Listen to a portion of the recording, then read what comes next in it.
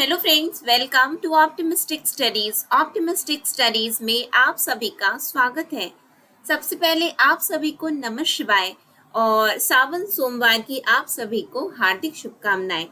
तो आज का जो हमारा सेशन है वो एक बहुत ही महत्वपूर्ण सेशन होने वाला है, क्योंकि आज की क्लास में हम CGGS के कुछ MCQ देखने जा रहे हैं। अब आप सोचेंगे कि इसमें तो आंसर दिख रहे हैं। जी हाँ, क्योंकि ये ऐसे क्वेश्चंस का कलेक्शन है जो कि अलग अलग एग्जाम में पूछे गए हैं और आपके एग्जाम में पूछे जाने की पूरी पूरी संभावना है। तो इसको हम इस तरीके से पढ़ेंगे कि हमें इसके पीछे का रीजन पता चले, इसके पीछे का बैकग्राउंड पता चले और इसको हम स्टोरी के माध्यम से कैसे हम इनको याद कर सकते हैं। और इस तरीके का यदि प्रश्न हमारे एग्जाम में आता है तो हम कैसे आसानी से बना सकते हैं। तो ये हमारा सेशन रहने वाला है। तो चलिए फिर हम आज की क्लास को स्टार्ट करेंगे। क्लास को स्टार्ट करने से पहले यदि आप चैनल में पहली बार आए हैं तो चैनल को सब्सक्राइब कर लीजिएगा, साथ में बेल नोटिफिकेशन को ऑन रखिएगा, जिससे हम जो भी वीडियो डालें तो आप तक पहुंचती रहे। सेशन यदि आपको अच्छा लगेगा, क्लास यदि आपके लाभ की लगेगी आपको, तो जरूर लाइक करिएगा और ज्यादा से ज्यादा लोगों तक शेयर भी जरूर कर दीजिएगा। तो चलिए फिर हम आज की क्लास को अपनी स्टार्ट करते हैं। हमारा पहला प्रश्न है,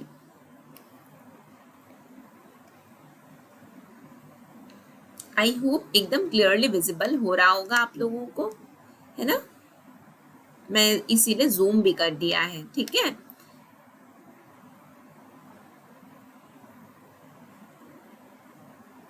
चलिए स्टार्ट करेंगे। पहला प्रश्न क्या है, छत्तीसगढ़ के निम्नलिखित स्थानों से पाषाण युग के औजार के साक्ष्य प्राप्त हुए।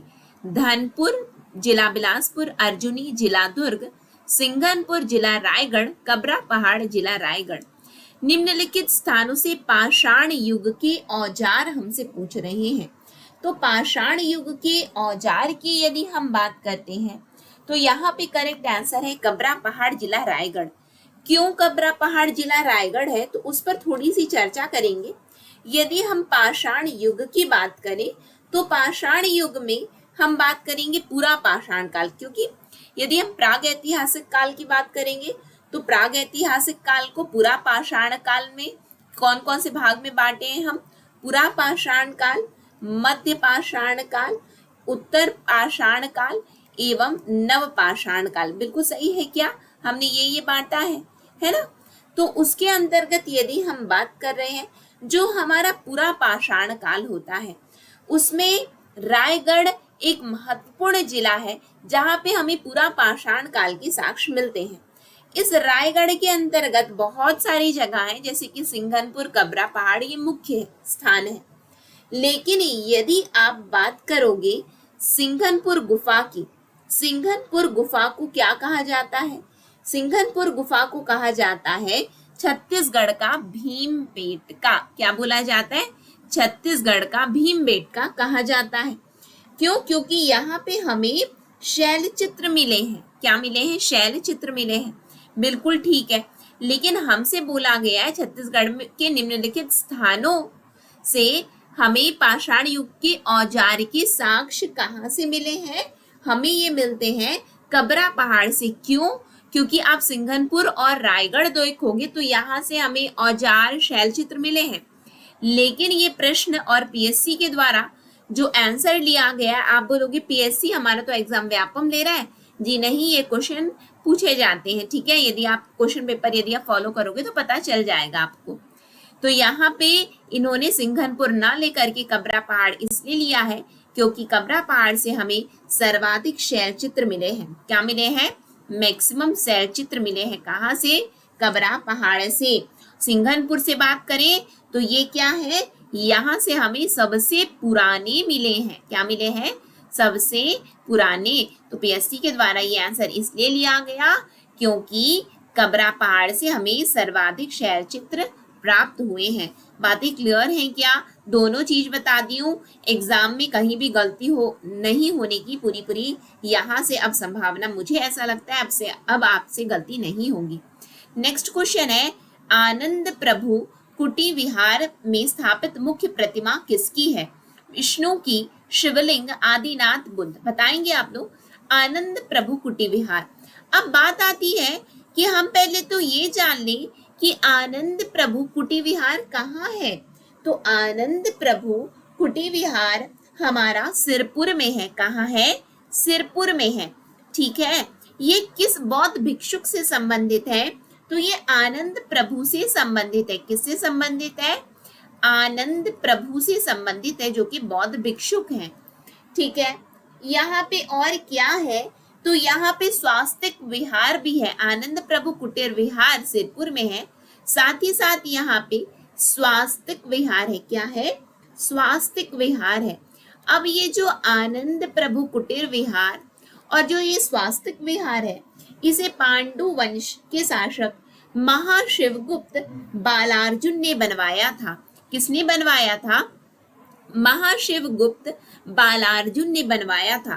तो एक बात जब मैंने कहा कि आनंद प्रभु कुटीर विहार आनंद प्रभु से संबंधित है, जो कि बौद्ध भिक्षुक हैं, तो क्या आप बता सकते हैं कि आनंद प्रभु कुटीर विहार में स्थापित मुख्य प्रतिमा किसकी है? तो ऑब्वियस है, बुद्ध की है। किसकी है? बुद्ध की है। बातें एकदम क्लियर रखिएगा, टॉपिक एकदम क्लियर रखिएगा। ठीक है। चलो नेक्स्ट में आए। यह कहा जाता है कि छत्तीसगढ़ में पाए गए पुरातत्व सिक्के ईसा पूर्व दूसरी सदी से संबंधित है। इन मूल्यवान सिक्कों का क्या नाम है?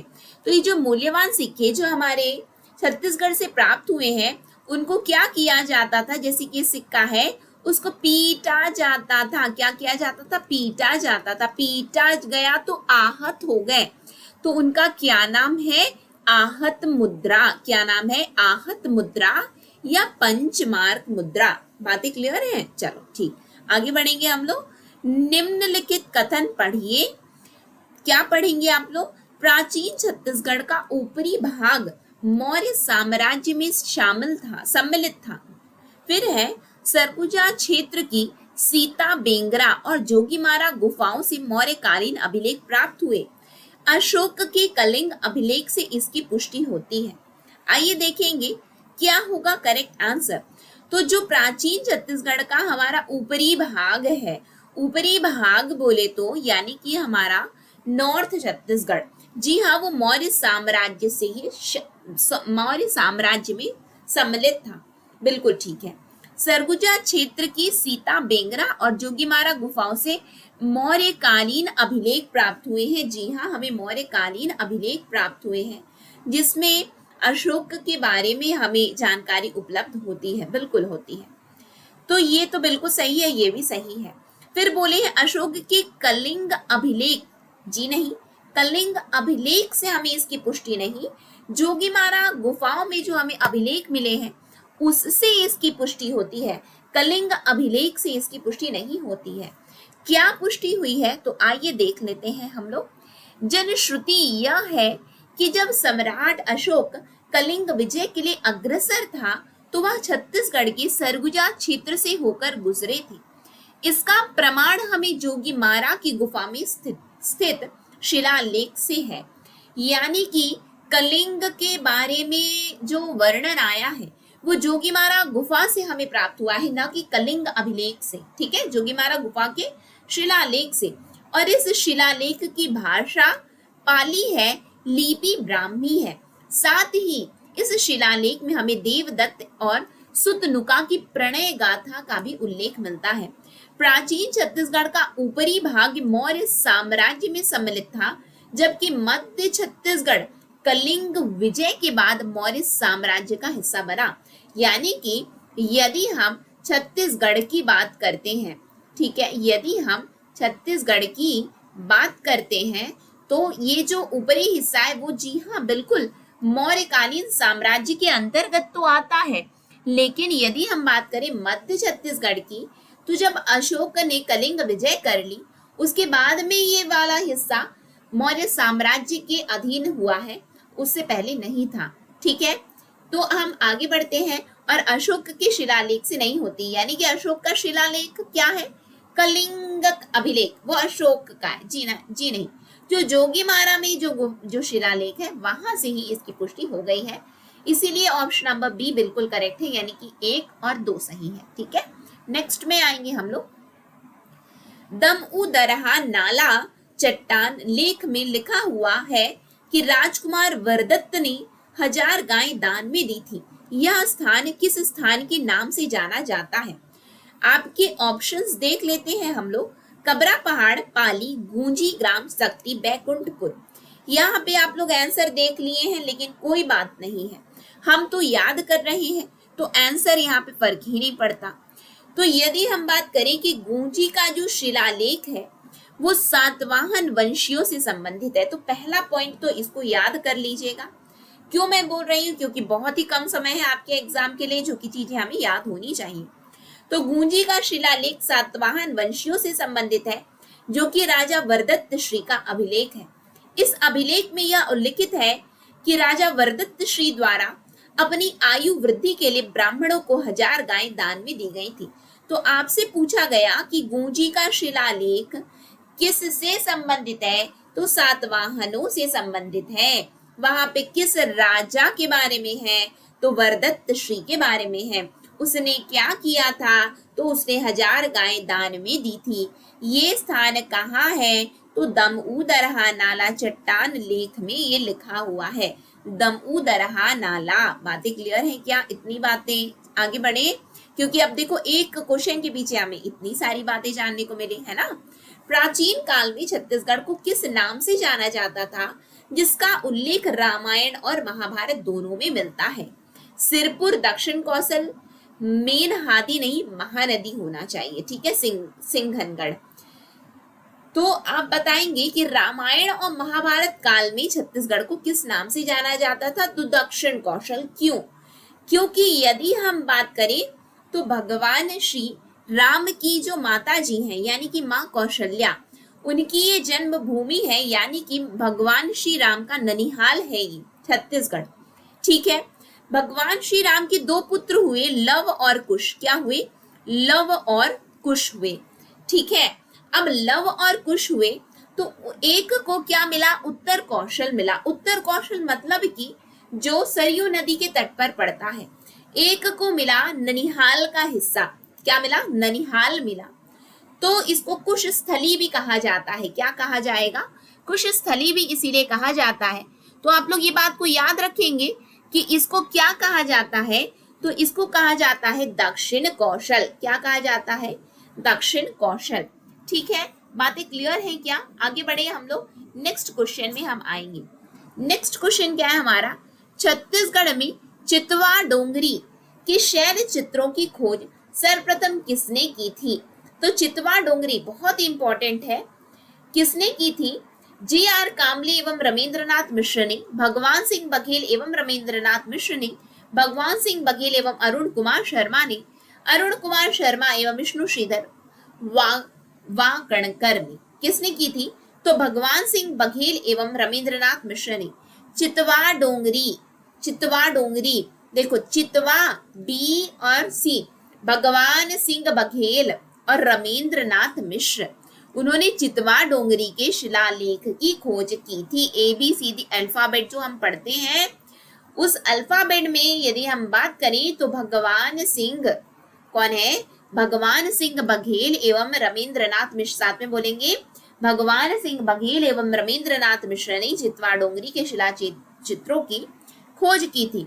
तो आइए देखेंगे, राजनांदगांव जिले में स्थित चितवा डोंगरी, चितवा डोंगरी की यदि आप बात करोगे तो इसके लिए आप लोगों को याद रखना है कि चितवा डोंगरी पहले लिया जाता था राजनांदगांव, बिल्कुल लिया जाता था, लेकिन अब ये आता है आपका मोहिला, मानपुर, अंबागढ़ चौकी, क्योंकि एक नया जिला बन चुका है। इसको याद रखिएगा। ठीक है, तो देखते हैं हम लोग। तो राजनांदगांव जिले में स्थित चितवा डोंगरी के शैल चित्रों का अध्ययन भगवान सिंह बघेल एवं रमेंद्रनाथ मिश्र के द्वारा किया गया। चितवा डोंगरी अभी मोहिला, मानपुर, देख लीजिए यहाँ पे लिखा है कि अभी राजनांदगांव जिले में स्थित है, परंतु नए जिले के गठन के बाद यह मोहिला, मानपुर, अंबागढ़ चौकी में सम्मिलित हो गया है। स्थित है नहीं, यहाँ पे लिखा रहना था, स्थित था। जो कि मोहिला मानपुर अंबागढ़ चौकी में सम्मिलित हो गया है। इसको याद रखना, यहां से क्वेश्चन बन सकता है। वेदों में वर्णित बस्तर का नाम क्या है? दक्षिण दिक, ध्रुव दिक, इंद्र दिक या ब्रह्मा दिक? तो वेदों में वर्णित बस्तर का नाम है दक्षिण दिक। क्या कहा जाता है? दक्षिण दिक। ठीक, नेक्स्ट में आएंगे हम लोग। छत्तीसगढ़ के बस्तर के प्राचीन राजवंश छिंदक नागवंश से निम्नलिखित शासक संबंधित हैं। कौन संबंधित हैं? सोमेश्वर देव, कन्हर देव, नरसिंह देव, जयदेव। बताएंगे आप लोग, सही उत्तर चुनेंगे। क्या होगा हमारा करेक्ट आंसर? क्या बोला गया है? ध्यान से देखिए और उसके बाद में आंसर दीजिए। छत्तीसगढ़ के बस्तर के प्राचीन राजवंश छिंदक नागवंश से संबंधित कौन है? तो आइए देख लेते हैं हम लोग कि इनका क्या है, पूरा का पूरा इनकी वंशावली क्या है। तो यदि आप छिंदक नागवंश की बात करोगी तो इसके संस्थापक कौन है? तो इसके संस्थापक है नृपति भूषण। कौन है? नृपति भूषण, ठीक है, जो कि संस्थापक है। फिर उसके बाद कौन आते हैं? उसके बाद में आते हैं धारावर्ष। कौन आते हैं? धारावर्ष। फिर आते हैं मधुरांतक देव, फिर सोमेश्वर देव प्रथम, फिर कन्हर देव प्रथम।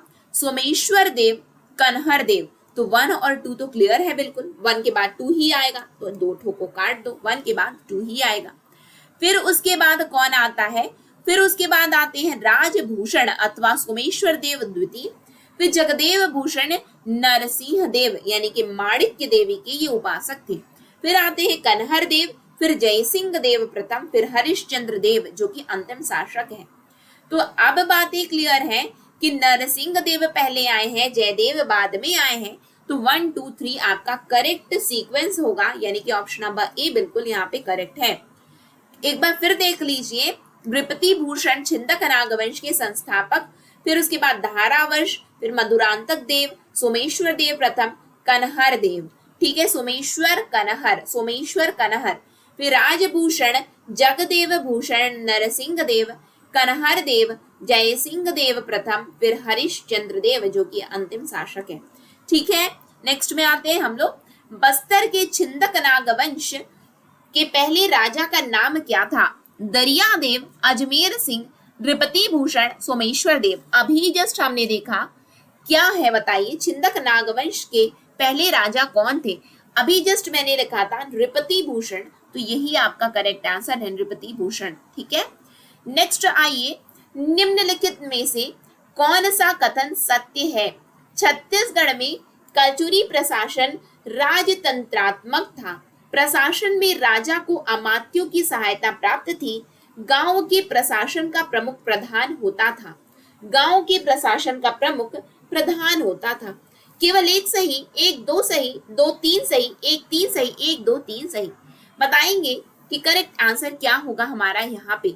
तो आइए देख लेते हैं हम लोग। तो छत्तीसगढ़ का जो कल्चुरी प्रशासन था वो बिल्कुल राजतंत्रात्मक ही था, बिल्कुल यही सही है। प्रशासन में राजा को अमात्यों की सहायता प्राप्त थी, जी हाँ। लेकिन यदि हम बात करें कि गांव के प्रशासनिक प्रमुख को क्या कहते थे, तो गौटिया कहते थे। क्या कहते थे? गौटिया कहते थे। ठीक है, और यह पद जब मराठा काल आया तो भी ये पद यथावत था, गौटिया, जो कि गांव का प्रमुख माना जाता था। ठीक है, तो यहाँ पे करेक्ट आंसर 1 और 2 है, यानी कि ऑप्शन नंबर बी बिल्कुल यहाँ पे हमारा करेक्ट है। ठीक है, चलिए नेक्स्ट में आएंगे। सातवाहन वंश के पदाधिकारियों का पदनाम छत्तीसगढ़ के किस स्थान के अभिलेख से प्राप्त हुआ है? सिरपुर, राजिम, पचराही, किरारी। बताएंगे आप लोग कहां से हुआ है। हमने देखा गूंजी का शिलालेख सातवाहन से संबंधित है। किरारी का काष्ठ अभिलेख किससे संबंधित है? किरारी का काष्ठ अभिलेख कहाँ किससे संबंधित है? सातवाहन से संबंधित है। ठीक है, जो कि शक्ति में पड़ता है, शक्ति जिले में आता है। तो ये चीज को आप लोग याद रखेंगे, सातवाहन वंश किरारी। क्या याद रखेंगे? सातवाहन वंश किरारी। ठीक है, गूंजी का शिलालेख और किरारी का काष्ठ अभिलेख। ठीक, चलो नेक्स्ट में आ जाते हैं हम लोग। निम्नलिखित में से कौन सा युग्म सुमेलित है? वीर नारायण सिंह सिडवेल की हत्या, कंडेल नहर सत्याग्रह पंडित सुंदरलाल शर्मा, बीएनसी मिल मजदूर हड़ताल नारायण राव मेघावाले, छत्तीसगढ़ मित्र का प्रकाशन वामन राव लाखे, सिहावा जंगल सत्याग्रह हनुमान सिंह। बताएंगे कौन सा युग्म सुमेलित है यानी कि करेक्ट है, कौन सा करेक्ट है। पहली बात, जो सिडवेल की हत्या हुई उसको किसने अंजाम दिया था, तो हनुमान सिंह ने अंजाम दिया था। किसने? हनुमान सिंह सिडवेल की हत्या से संबंधित है। ठीक है, तो ये तो बिल्कुल गलत है। ठीक, कंडेल नहर सत्याग्रह की यदि हम बात करें तो कंडेल नहर सत्याग्रह किससे संबंधित है? बिल्कुल पंडित सुंदरलाल शर्मा जी से ही संबंधित है। बिल्कुल ये सही आंसर है। लेकिन आप यदि बात करोगे बीएनसी मिल मजदूर हड़ताल, ये किससे संबंधित है? तो ठाकुर प्यारेलाल सिंह। किससे? ठाकुर प्यारेलाल सिंह से संबंधित है। बिल्कुल ठीक है। छत्तीसगढ़ मित्र का प्रकाशन की यदि हम बात करें तो ये किससे संबंधित है? तो माधवराव सप्रे। किससे? वामन राव लाखे नहीं, माधवराव सप्रे से संबंधित है। साथ ही साथ रामराव चिचोलकर। कौन? चिचोलकर, आप लोग पढ़े होंगे, चिचोलकर से संबंधित है। सिहावा जंगल सत्याग्रह, तो यहाँ पे तो आपको बहुत सारे नाम याद रखने हैं, जैसे कि श्यामलाल, पंचम सिंह, विश्वंभर पटेल, शोभाराम साहू, बाला ठाकुर। ठीक है, तो ये अलग अलग नाम है जो कि सिहावा जंगल सत्याग्रह से संबंधित है। तो आई होप आपको बातें भी क्लियर हो गई होंगी और करेक्ट आंसर भी पता चल गया होगा। ठीक है, इसका मैं आपको पीडीएफ प्रोवाइड करवा दूंगी, तो आप लोग बिल्कुल यहाँ वहां से पढ़ लीजिएगा। नेक्स्ट में आएंगे निम्नलिखित में से, और आपको पीडीएफ मिलेगी कहाँ? तो आपको हमारे ऑप्टिमिस्टिक स्टडीज मोबाइल ऐप को डाउनलोड करना पड़ेगा। वहां पे आपको ये सभी पीडीएफ आपको वहां से प्राप्त हो जाएंगी। अधिक जानकारी के लिए आप हमें इस नंबर पर संपर्क कर लीजिएगा 9584532690। इस नंबर पर आप संपर्क करके हमसे जो है किसी भी प्रकार की कोई भी जानकारी चाहिए कि पीडीएफ कैसे लेना है, क्या लेना है, तो आपको पता चल जाएगा। नेक्स्ट में आएंगे हम लोग, निम्नलिखित में से किस कारण से 1920 में कंडेल गांव के किसानों ने आंदोलन किया? भूमिकरण में वृद्धि, नहर कर लगाना, नहर के उपयोग पर जुर्माना, या सिंचाई कर में वृद्धि। बताएंगे आप लोग किस लिए हुआ था कंडेल नहर सत्याग्रह। तो पहली बात, कंडेल नहर सत्याग्रह जो हुआ था वो नहर के उपयोग पर जुर्माना था। क्या था? नहर के उपयोग पर जुर्माना। अब बात आती है कि कंडेल नहर सत्याग्रह जो है वो कब हुआ? तो जुलाई 1920 में हुआ था। कब? जुलाई 1920 में हुआ था। ठीक है, कहाँ पड़ता है ये? धमतरी में पड़ता है। कंडेल नहर कहाँ पड़ता है? कंडेल गांव धमतरी में। नेतृत्वकर्ता कौन थे? तो नेतृत्वकर्ता कोई हम लोग थोड़ा सा समझ लेते हैं। नेतृत्वकर्ता इसके थे कौन? तो छोटेलाल श्रीवास्तव। कौन थे? सॉरी, पंडित सुंदरलाल